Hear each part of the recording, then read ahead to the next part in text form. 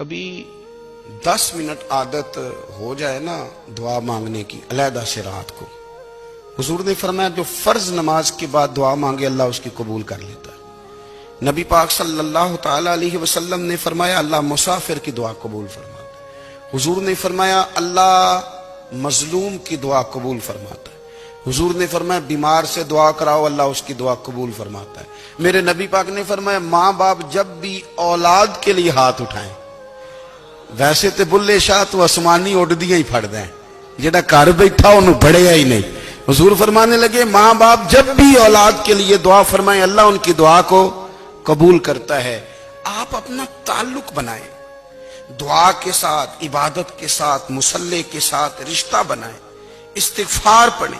صلاح الدین ایوبی صلیبی جنگوں میں تھے، رات کو مسجد اقصی میں نماز پڑھی تو پریشان تھے۔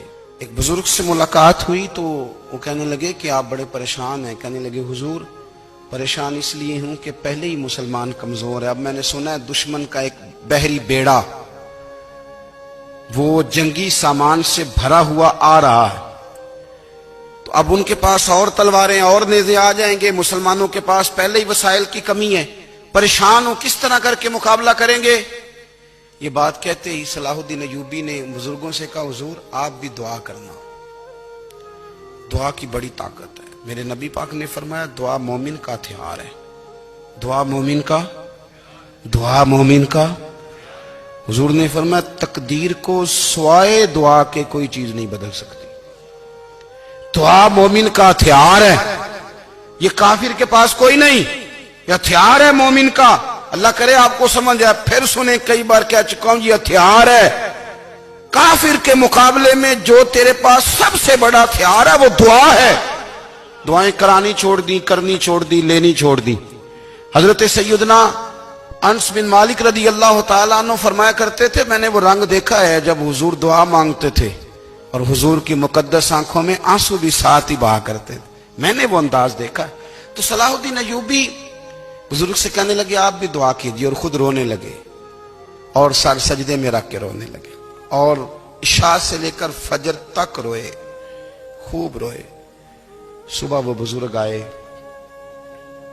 تو صلاح الدین ایوبی کا خوبصورت اور ہنستا ہوا چہرہ دیکھا، کہنے لگے آپ بڑے خوش ہیں، رات تو میں نے بڑے روتے ہوئے دیکھا تھا۔ تو کہنے لگے حضور وہ جو بحری بیڑا آ رہا تھا نا وہ پانی میں ڈوب گیا ہے، اب وہ نہیں آ رہا، ابھی خبر آئی ہے تو میں بڑا خوش ہوں۔ بزرگ کہنے لگے اٹھ سینے سے لگ، اور سن ایک بات، وہ بحری بیڑا پانی میں نہیں ڈوبا، وہ تیرے آنسوؤں میں ڈوب گیا ہے۔ وہ جو تو رات رویا ہے نا رب کریم کی بارگاہ میں تو وہ ڈوب گیا ہے۔ بھائی اپنا مصلی کا، عبادت کا، وظائف کا، اللہ کا سلسلہ اس کو مضبوط کرے، اپنی دعاؤں کے تعلق کو مضبوط کرے۔ دعائیں بڑے انقلاب برپا کر دیتی ہیں۔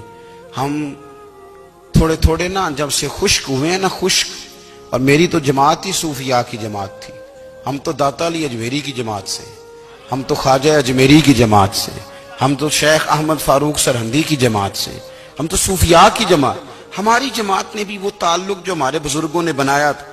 بزرگ اللہ کے قریب کیسے جاتا ہے؟ تو ہمارے یہاں نا بہت سارے لوگ کہتے ہیں جی نظر ہو گئی تو کام ہو گیا۔ بھائی جو بخاری مسلم میں طریقہ ہے نا اللہ کا قرب پانے کا وہ تو نفل ہے۔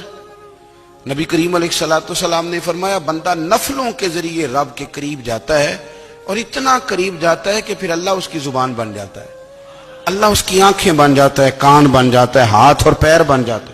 تو یہ تو عبادت ہے، یہ تو اللہ کی بارگاہ کی حاضری ہے جو آپ کو اللہ کے قریب کرے گی۔ تو نماز کو اہمیت دے کے ادا کریں، نمازیں موبائل بند کر کے ادا کریں۔ دیکھیں نا کچھ لوگ کہتے ہیں مجھے ٹائم نہیں ملتا نماز کا، تو میں کہتا ہوں یہ آپ نے بڑی جرت کی بات کی ہے۔ مجھے کو میرا پیر بھائی کہہ دینا میرے پاس ٹائم نہیں ہے آپ کو ملنے کا، تو میں کہتا ہوں آج کے بعد آنا ہی نہ۔ تو کیا سمجھتا ہے تو بہت بڑا آدمی ہے، تیرے پاس ٹائم نہیں ہے اور ہمیں ملنے کا ٹائم، موج کر۔ تو آپ نے اللہ رسول کو ہی کہہ دیا ٹائم نہیں۔ اور عجیب فلسفہ ہے نا، کہا جائے نماز پڑھنے آؤ تو کہتے ہیں کپڑے ٹھیک نہیں، اور کہا جائے کہ آؤ ذرا دعوت پہ چلیں تو کہتے ہیں 1 منٹ ٹھہر میں کپڑے بدل کے آیا۔ نماز کے لیے کہا تو کہتا ٹھیک نہیں، دعوت کے لیے کہا تو کہتا میں ذرا تیاری کر لوں، یوں جانا مناسب نہیں۔ یہ معاملہ ٹھیک نہیں۔ رب تو فرماتا ہے کہ جب تم مسجد میں آ تو زینت اختیار کر کے آ، خوب ذوق سے دعا مانگے، خوب شوق سے نماز پڑھیں، خوب استغفار کا مزاج بنائیں۔ آپ لوگوں کے بیچ رہ کے سکھ حاصل کرنا چاہتے ہیں، لیکن آپ کو پتہ ہے کئی مہینے غار حرا میں رہنا بھی مدینے والے محبوب کا طریقہ ہے۔ ہر سال اعتکاف بیٹھنا الگ سے، یہ بھی حضور کا طریقہ ہے۔ مسجد نبی کے اندر دروازہ کھلتا تھا نبی کریم کا، پر گھر کے اندر نفل پڑے نبی پاک نے، اور حضور فرماتے ہیں کچھ نفل نماز گھر میں بھی پڑھا کرو، گھر کو قبرستان نہ بناؤ، ہمارا گھر اللہ کے ذکر سے آباد ہوگا۔